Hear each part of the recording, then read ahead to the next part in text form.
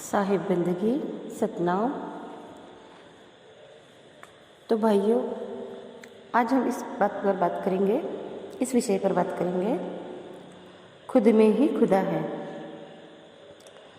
तो खुद में जो खुदा है ना, उसे जानने के लिए उस लायक गुरु को ही हमें करना पड़ेगा।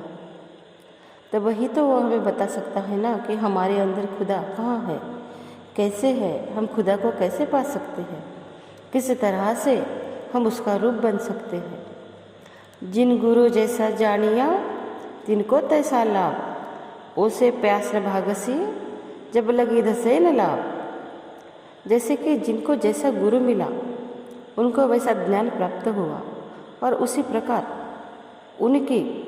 उनको जैसे कम और विशेष लाभ प्राप्त हुआ। जब तक जल में प्रविष्ट न हो ओस चाटने से प्यास नहीं जाती, इसी तरह साधारण गुरु से तृप्ति नहीं होती। क्योंकि जब हमें तृप्ति के लिए साधन बताने वाला गुरु मिलेगा तब ही तो हम तृप्त हो सकते हैं ना। जैसे अगर हमें रत्न खोजना है तो हम किनारे बैठ के तो रत्न नहीं पा सकते ना। जिन ढूंढा तिने पाइया गहरे पानी पैठ, जो बावरा डूबंडरा रहा किनारे पैठ। जो गहरे पानी में प्रविष्ट होकर के खोजता है वह ही रत्नों को पाता है। जो मूर्ख डूबने से डरता है वह किनारे ही बैठ जाता है। जो ज्ञान रत्न का विरही है वह परिश्रम पूर्वक सच्चे सद्गुरु की खोज कर मनवांछित फल पा लेता है। जैसे कि जो भी हम मायावी चीज़ें देखते हैं, जैसे कि कोई गुरु के पास कितना सारा धन है, कितने उनके शिष्य हैं, और क्या वो ज्ञान बताते हैं। क्योंकि हम में तो ज्ञान, जैसे कि हम में तो इतनी ज्ञान की गहराई समझ में नहीं आती है।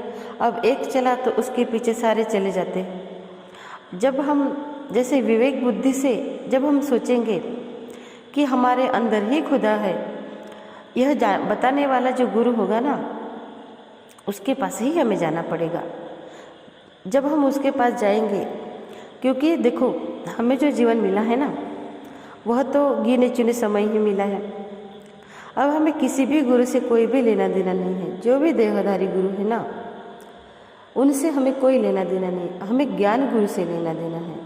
जिनका ज्ञान सच्चा होगा ना, जो ज्ञान जैसे कि पूरी कसौटी पे उतरेगा, जो ज्ञान जैसे कि उसके आगे कोई भी उस ज्ञान के आगे बताने वाला नहीं होगा, और उस ज्ञान को कोई भी तोड़ने वाला नहीं होगा, तब ही उस ज्ञान को सच्चा मान लेना चाहिए।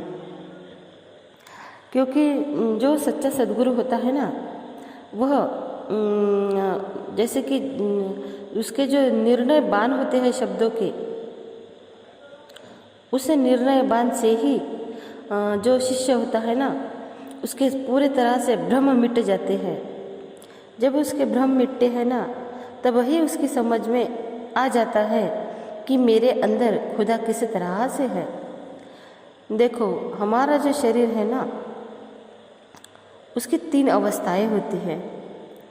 तो 3 अवस्थाएं ऐसी होती है, जैसे कि जब हम जीव अवस्था में रहते हैं, तो जीव अवस्था में रहने से जीव के जैसे हमारा जो शरीर है उसमें एक है आत्मा और एक है मन, और मन के पीछे है 5 विकार।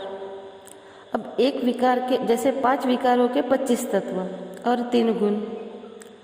अब आप एक ही विकार के बारे में अगर सोचोगे कि जब क्रोध, अब क्रोध जो आता है, एक क्रोध होता है कि हमने किसी का खून कर दिया, किसी को मार डाला, यह हो गया दिखने वाला क्रोध।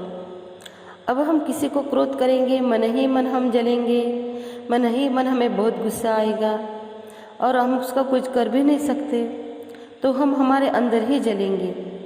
यह भी एक क्रोध की अग्नि है। तीसरी बात है हमारे आँखों से भी, जैसे कि हमारे आँखों से जैसे प्रेम झलकता है उसी तरह क्रोध भी झलकता है।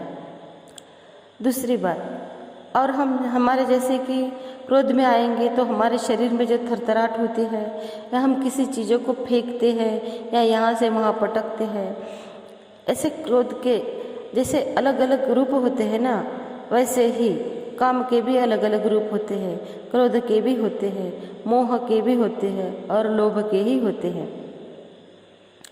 तो जब हम जीव अवस्था में रहते हैं ना, तो यह सब विकार हमारे साथ होते हैं।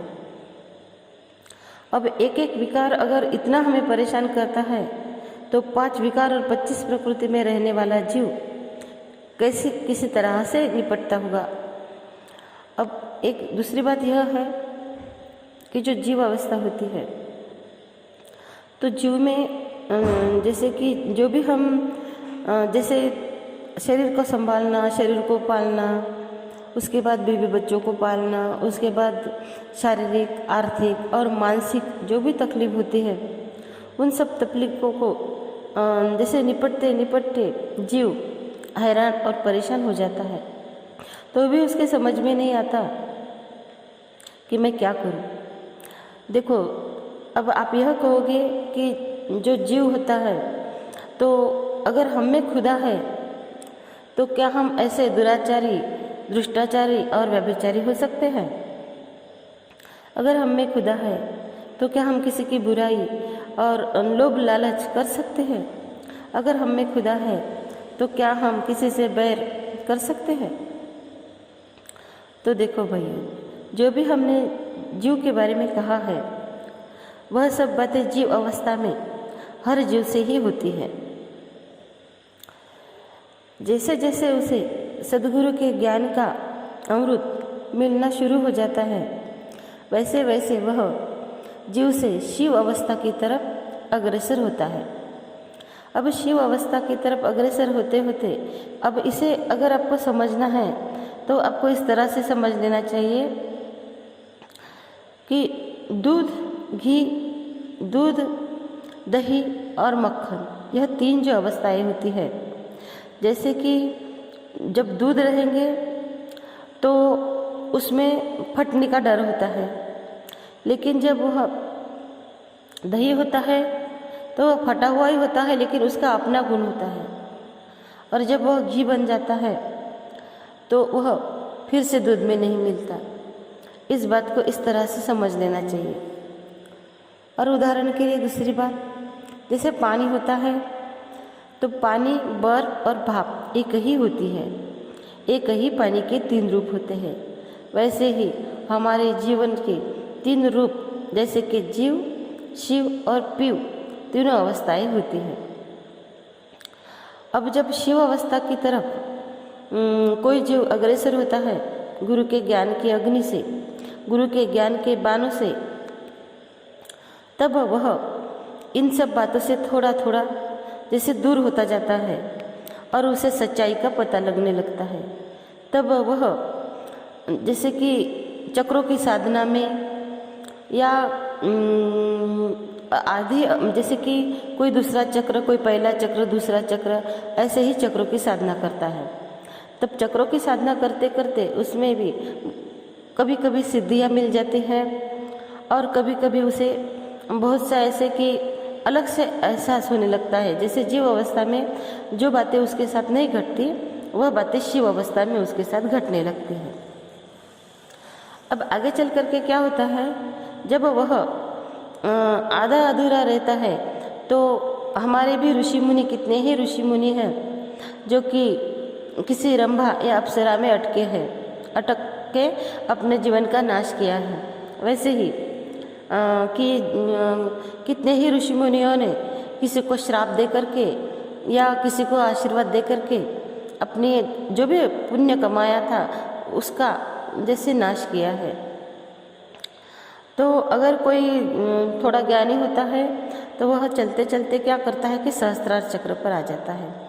सहस्त्रार चक्र पर चक्र तक साधना करने के बाद वह जीव शिव अवस्था को प्राप्त होता है।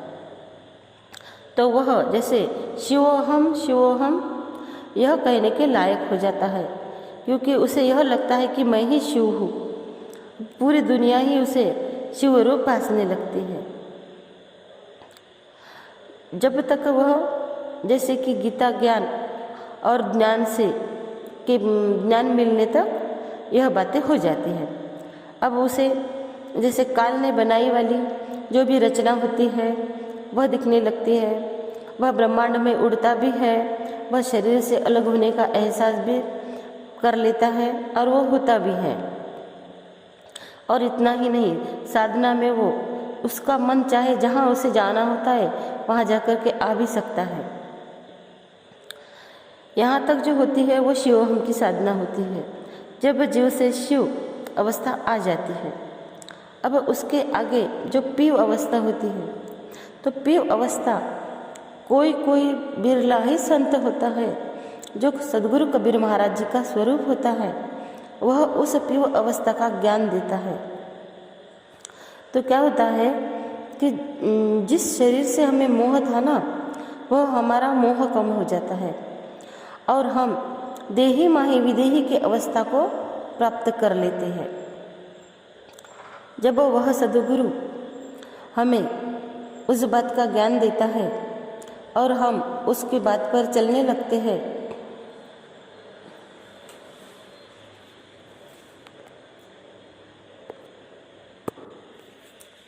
साहिब बंदगी सतनाम। तो क्या होता है जब कोई बिरला संत सदगुरु हमें उस बात का ज्ञान देता है ना, तब वही हमारी समझ में आता है कि हम देही माही विदेही कैसे हो सकते हैं। क्योंकि जैसे पानी जब भाप के स्वरूप में आ जाता है और वो उड़ जाता है, तो ऐसी ही अवस्था हमारी हो जाती है। जब हम निर्मोही, निर्लोभी, निरहंकारी, निर्वासना, निर्विषयी हो जाते हैं, तब हमारी अवस्था शुद्ध और चेतन हो जाती है। जब हम चेतन होते हैं तो चेतनता से चेतन को पाने में कोई समय नहीं लगता। जैसे कि सदगुरु कबीर जी महाराज कह रहे हैं कि लोहा चुंबक की प्रीत से लोहा लेते उठाए, ऐसे वीरा सार शब्द जो काल से लेते छुड़ाए। तो वह जो शब्द है, हम भी शब्द है, वह भी शब्द है, हम जब शब्द का रूप बन जाते हैं, जब हम विदेही अवस्था में आ जाते हैं, जब हम सार की धुन को पकड़ लेते हैं, जो सार शब्द एक सार एक रस ब्रह्मांड में गर्जना कर रहा है, जब हम उसका ही रूप बन जाते हैं ना, तब